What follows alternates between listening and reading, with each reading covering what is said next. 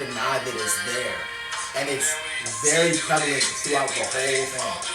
And it's like, it's a story with like different like themes and stuff too. Like he's talking about religion. At number 10, I got Danny Brown, Atrocity, Exhibition. At number 9, I got Anderson .Paak, Malibu.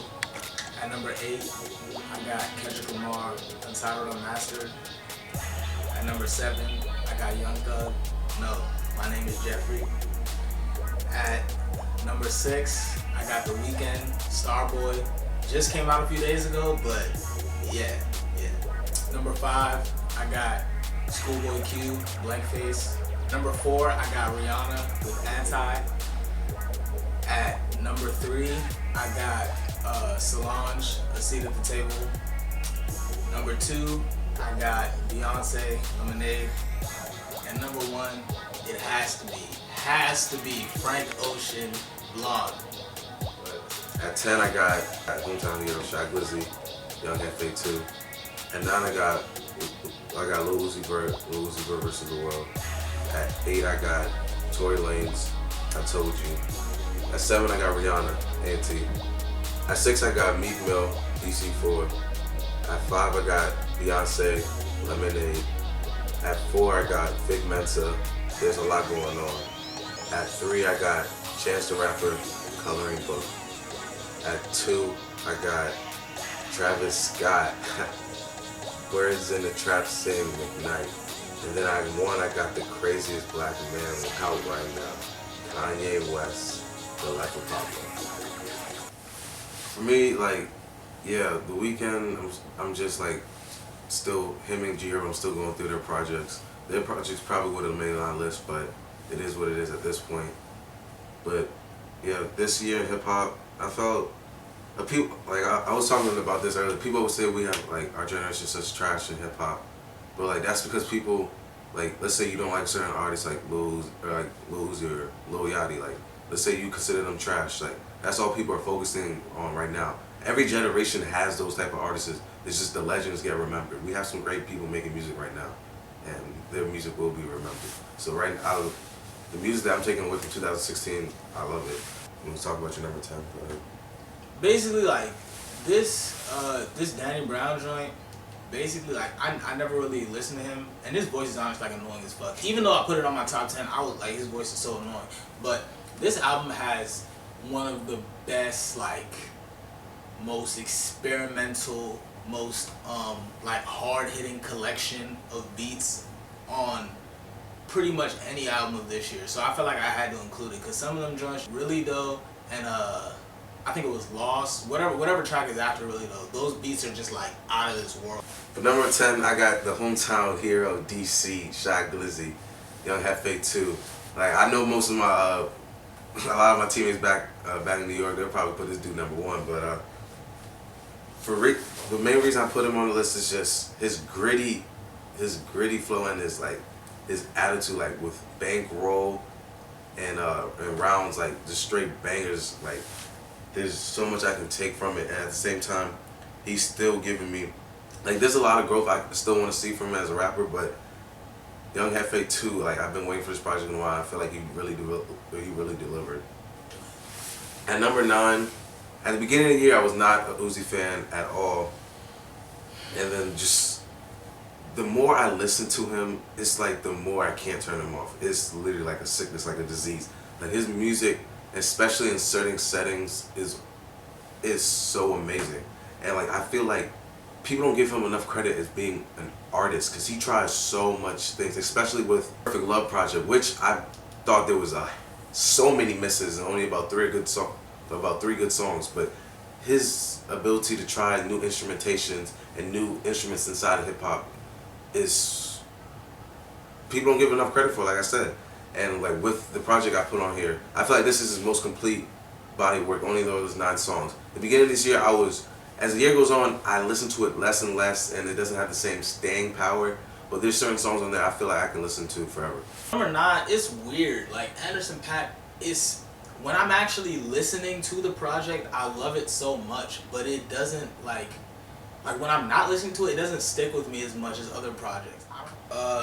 Untitled, Unmastered. I know y'all remember. Mid-year I put it as all top 5. I was honestly just talking. I can't even. But no, like I actually really listened to it, and it's much tougher than people give it credit for. And the thing is, it was literally all B-sides, but it's still a more complete project, a more cohesive project, a more well thought out project than most of the niggas out here. At 8, I got Tory Lanez, I Told You. And most people, if you're not a diehard Tory Lanez fan, you just see him as a singer, or like all you know is about him as a singing. And this is the first time he came, even though I wish he could have done a little bit more, he came onto the mainstream as, look, I actually rap too. And from the first song, I Told You, / another one, he ripped it. Like, the instrumentation, the loud production behind it, and his flow and everything, he did his thing. And I still love the love songs like Say It and Love It. Oh my gosh, let me get in the party. Them Jones be losing their minds at the parties. At 7, I got, I mean, this project alone, Kanye, the first half of the year, this is all people were listening to. It literally dominated the charts and dominated everything with Rihanna. So many hits. Like, what can you say? Like, I feel like... Wait, what project are you talking about? Anti. Oh, word. I jumped. Yeah. Ever since her and Chris Brown, like, break up, like, she's just been taking a turn for, like, this bad attitude. And I feel like certain songs with me, like Sex With Me and Kiss It Better, like, she's just so sexual. And at the same time, it's like, it's not overboard. Like, and then, at 6, I got the Street Boys anthem, DC4. He finally delivered for us, bro. Meek Mill. Oh. There's 2 songs on there that I just like froze and offended. Bro, if you don't shut the fuck up. Offended was the track of the year, bro. 21 called the meanest flow. Are you still? 21 ruined it. I grew to Thug. You was talking, nigga. I was hustling. We was shooting, nigga. You was ducking. You was texting, nigga. I was fucking. What? Like, bro, that's not tough. Other than those 2 tracks, I couldn't listen to the whole project. Talking about every other track. You got the same old Meek Mill. You're not listening to the music because he gave you different things with Blue Notes. He gave you different things with 2 Wrongs. He gave you the storytelling with Tony Story 3, which was crazy. I don't want to ruin it for you if you haven't listened to it, but running up on your baby mama. We're running up on a shawty about to kill her and you find out she's your baby mama. Oh my gosh. Meek showed so much development in this project and I love it. And it's way better than Views. Not even a question. Yeah, like, I don't even like, I'm not, at this point, I'm not really fucking with like either of them that heavy. And I didn't like extremely love DC4, but it was definitely like, he did what he needed to do. He was saying the things he needed to say, and yeah, DC4 definitely gets some respect. 7, oh yeah, like I said earlier, No, My Name is Jeffery. Young Thug really like, he's doing so many things that like really aren't considered hip hop, like in terms of his like musical choices and stuff. He's taking a lot of risks in that sense, and like all of the songs kind of had a distinct like sound, but they all still flow together pretty well. And oh, I said Offender was the track of the year, but a definite nominee, Harambe on that joint. That Harambe was, yeah, he went crazy. He did. That was like the only track I liked from that garbage tape. It was not. How you gonna talk about Uzi's being all experimental and then not even give Young Thug? What does Uzi have to do with Thug? Uzi's way better than Thug. Please, if you're watching this video, get in the comments, tell us how dumb he is, please. Bro, Uzi and Thug. Let me know what y'all think. Uzi literally wants to be Thug. Like that's his. Oh my gosh. All right, whatever. No, bro. Next album. Starboy. This is a project that I just won a Kid's Choice Award about a song about sniffing coke or something. He's like, bitch, I'm not a teen choice. He was talking that shit, and it just keeps rocking basically to the rest of the album. And I haven't talked about it. I gotta talk about it. Kendrick has been killing all features this year, and on this joint he went absolutely dumb. No, 9 of us and 5 of us will probably fuck. She mollied up. I tallied up, bruh. You. Please go listen to Kendrick's verse. Listen to Kendrick's on everything, but yeah. Starboy was legit though. I got Vic Mensa. There's a lot going on. If there's any project on my list, I want any person of any genre, any fan of music to listen to. It's this project. There's only 7 songs on there, but I feel like this was my first exposure to Vic Mensa too. But from the very first second I turned the tape on, I knew I was in for something that I never. Oh, the Killjoy.